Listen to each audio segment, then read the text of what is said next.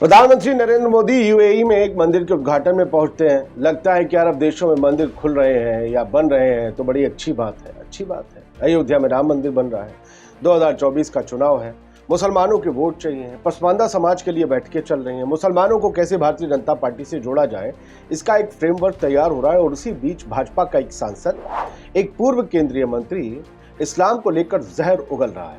और ये कोई पहली मर्तबा नहीं है कि उसने ये जहर उगला हो। उसने पहली बार, ये पहले भी कर चुका है। इसका नाम है अनंत कुमार।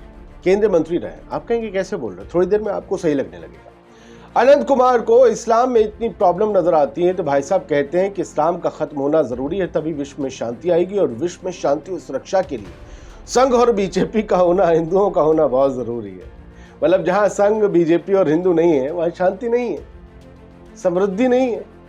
और ये वेस्ट, वो अरब देश जहां मंदिर खुला है, उनकी इकोनॉमी, उनका रहन सहन, उनकी तरक्की, असल में इन्हें ना हिंदुओं से मतलब है ना देश से कोई मतलब है।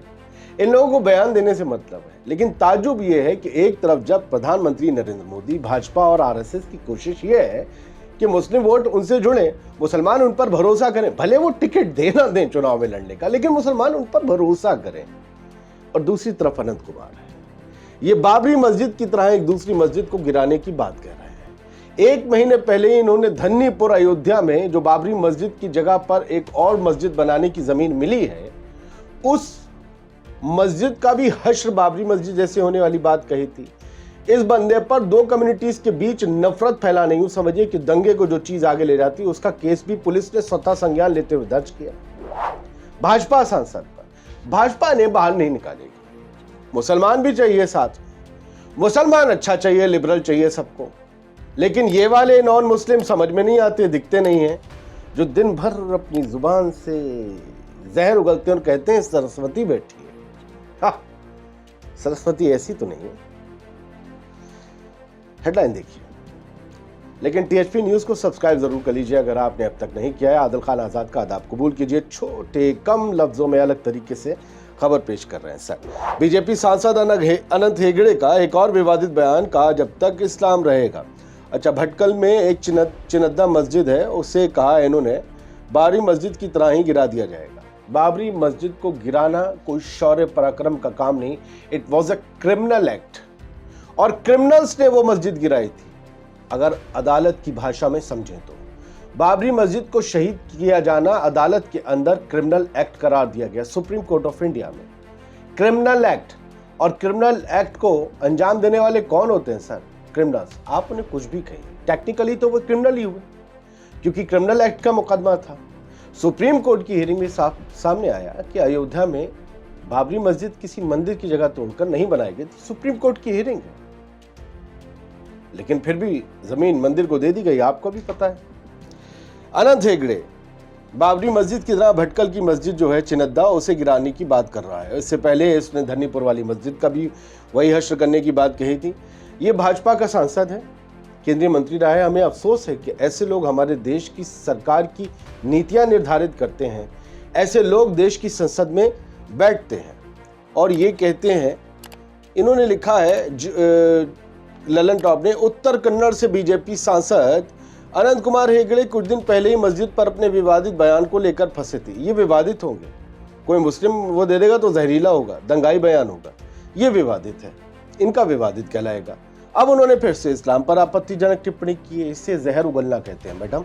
ज्योति जोशी ने ये आर्टिकल लिखा है। उन्होंने दावा किया कि जब तक इस्लाम रहेगा विश्व में शांति नहीं होगी।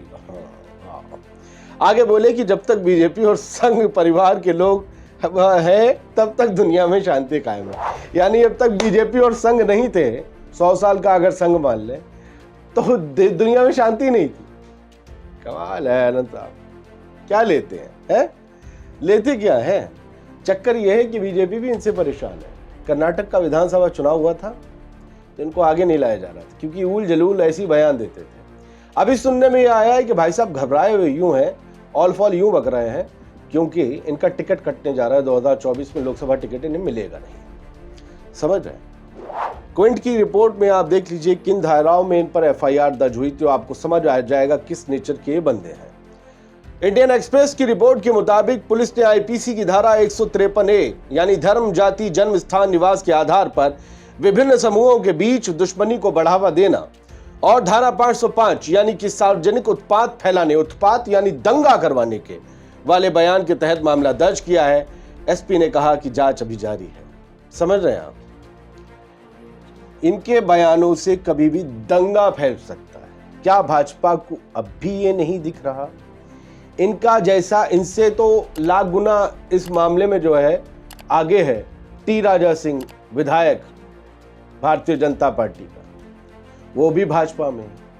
तो ये क्या है, मतलब गुल खाएं और गुलगुलों से परहेज करें। मुसलमान तो चाहिए आपको, टिकट आप उन्हें देंगे नहीं, लेकिन उन्हें दिन रात गालियां देने वाले, उनके दीन को गालियां देने वाले अपनी पार्टी में रखेंगे।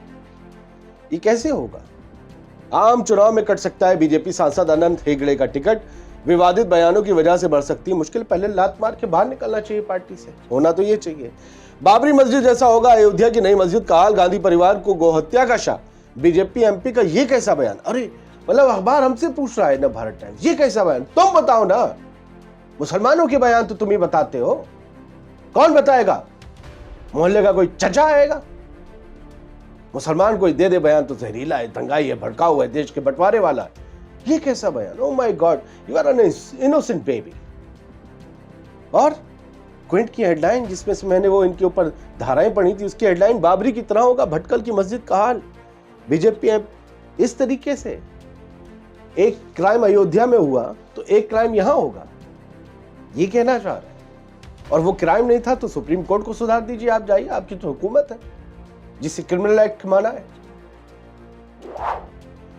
बहुत तरीके से मुसलमानों को टारगेट करने की कोशिश की जा रही है, और मुसलमान टारगेट भी हैं वोट के लिहाज से भी।